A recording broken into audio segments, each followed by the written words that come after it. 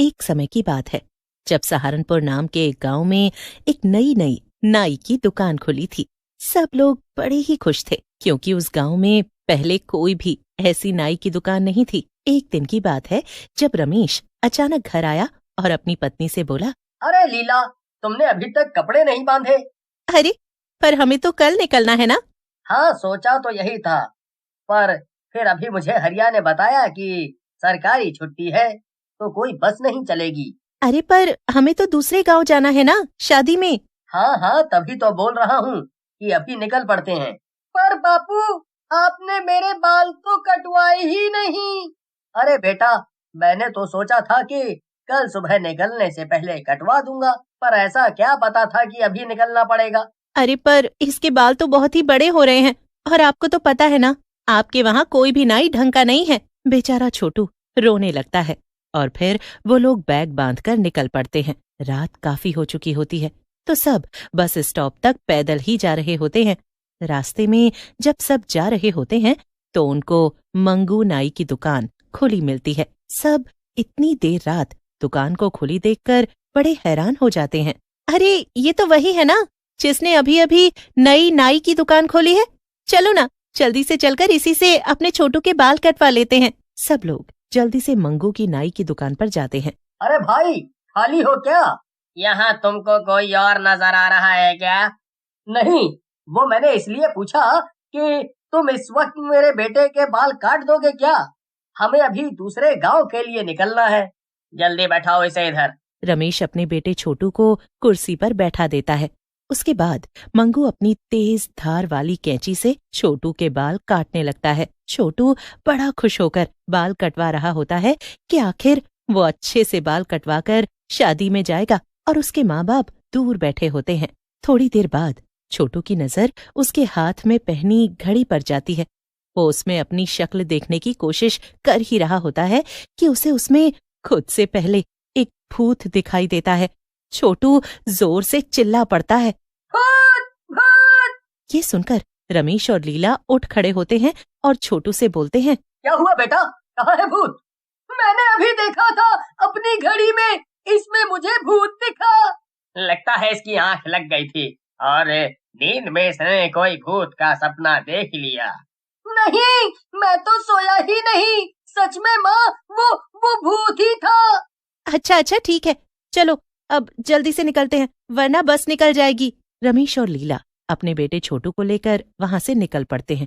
उसके बाद वो बस स्टॉप पर पहुंचते हैं, पर छोटू के सर में बहुत तेज दर्द होने लगता है। उसका दर्द इतना भयंकर होता है कि सबको बस से वापस घर लौटना पड़ता है। घर आते ही मंगू का सिर दर्द बिल्कुल ठीक हो जाता है और रमेश और लीला इस बात से बड़े ही हैरान होते हैं। अजीब सी बात है, अचानक सर में इतना दर्द और फिर अचानक खुद से ठीक हो गया। हाँ, पर अब बस तो निकल गई ना, हम तो जा ही नहीं पाए शादी में। कोई भी शादी में नहीं जा पाता और ये बात मंगू को पता होती है क्योंकि ये सब उसी का किया धरा होता है। वो अपनी नाई की दुकान में खड़ा अचानक अपना रूप बदल लेता है और एक भयानक भूत बन जाता है। उसके बाद वो छोटू के कटे हुए बाल इकट्ठे करके शमशान में जाता है और वहां बैठकर कोई तंत्र मंत्र करने लगता है। क्लीमा क्लीमा विच्चे हिम, क्लीमा विच्चे।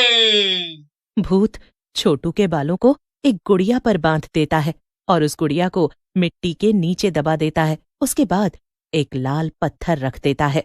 बस 5 बच्चे और चाहिए और फिर मैं बन जाऊंगा शैतानों का शैतान। भूतिया नाई जाने कितने बच्चों की गुड़िया बनाकर उनके ऊपर उनके बाल बांधकर शमशान में दफन कर चुका था और उनके नाम का तंत्र मंत्र कर रहा था जिससे वो शैतान बन सके। वो बड़ा ही खुश था क्योंकि अब उसे बस 5 और बच्चों के बाल चाहिए थे। छोटू की हालत भी पूरी रात ऐसी ही थी। वो बार बार दर्द से चीखने लगता था। मुझे तो समझ ही नहीं आ रहा कि आखिर इसे अचानक हो क्या गया है। आखिर इसे बार बार इतना दर्द हो क्यों रहा है? वो तो मैं भी सोच रही हूँ। जब हम घर पर थे तब तो सब ठीक था, बाहर जाकर भी सब ठीक था, पर जैसे ही इसने अपने बाल कटवाए और हम वहां से निकले ही थे, ये सर में दर्द बताने लगा। बस जैसे तैसे सब लोग रात निकालते हैं। उसके बाद रमेश गांव में एक तांत्रिक के पास जाता है और उसे जाकर अपने बेटे के बारे में सब बताता है। तांत्रिक रमेश के साथ उसके घर आता है। वो छोटू को ध्यान से देखता है और मंत्र पढ़ने लगता है। ध्यान लगाने से तांत्रिक को पता चल जाता है कि आखिर छोटू को क्या दिक्कत है। इस पर किसी ने तंत्र किया है। इसके बाल काट कर उनका इस्तेमाल किया गया है। पर ये तो मैं तभी कर सकता हूँ जब मुझे पता हो कि आखिर इसके बाल इस्तेमाल किसने किए हैं। अब ये सुनकर किसी का भी ध्यान मंगू नाई के ऊपर नहीं जाता। दोनों आस पड़ोस के लोगों पर ही शक कर रहे होते हैं। फिर अचानक लीला बोलती है, हाँ, शांति ताई, ये वही हो सकती है। वो आई भी थी एक दिन हमारे घर और छोटू के सर पर हाथ फेर रही थी। हो ना हो ये उनका ही काम है। उन्होंने ही मेरे बच्चे के सर पर हाथ फेरने के बहाने उसके बाल तोड़ लिए होंगे। हे भगवान, अब हम क्या करें? मुझे बस उस ताई के पास ले चलो और बाकी मैं खुद देख लूंगा। रमेश और लीला उसी वक्त तांत्रिक को उस पड़ोस वाली ताई के पास ले जाते हैं।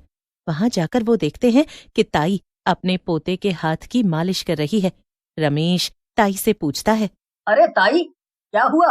आप ये राजू की मालिश क्यों कर रही हो? धीरे धीरे करके पता चलता है कि गांव के काफी बच्चों के साथ ऐसा हो रहा है, पर किसी को समझ नहीं आ रहा होता कि आखिर ये किसका काम है। बड़ा सोच विचार करने पर शक उस मंगू नाई पर जाता है। अब रात को रमेश और हरिया ये देखने उसकी दुकान पर जाते हैं। वो चुपके से उसे देख रहे होते हैं और मंगू नाई अचानक भूत में बदल जाता है।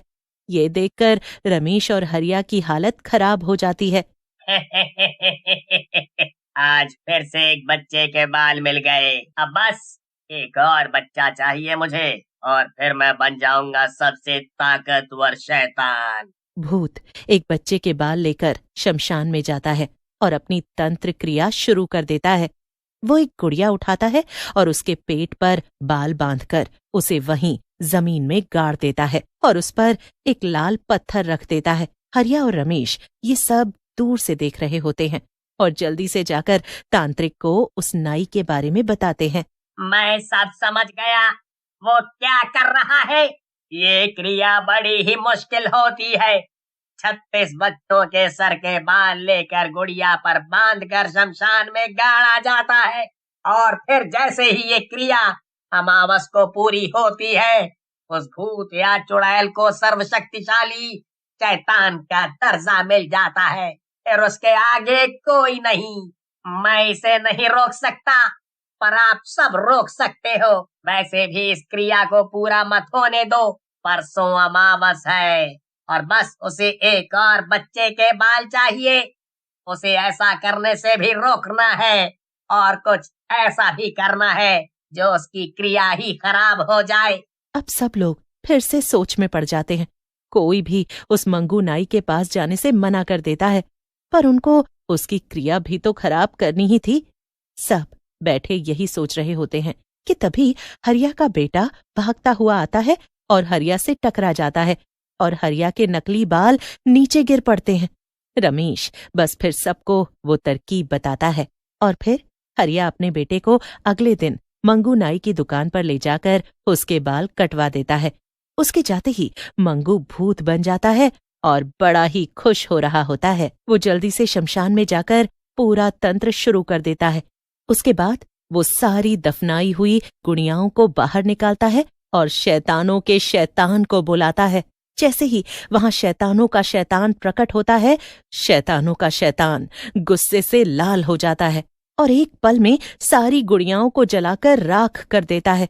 उनके जलते ही भूत की सारी बची कुची शक्ति भी खत्म हो जाती है और वो चिल्लाने लगता है।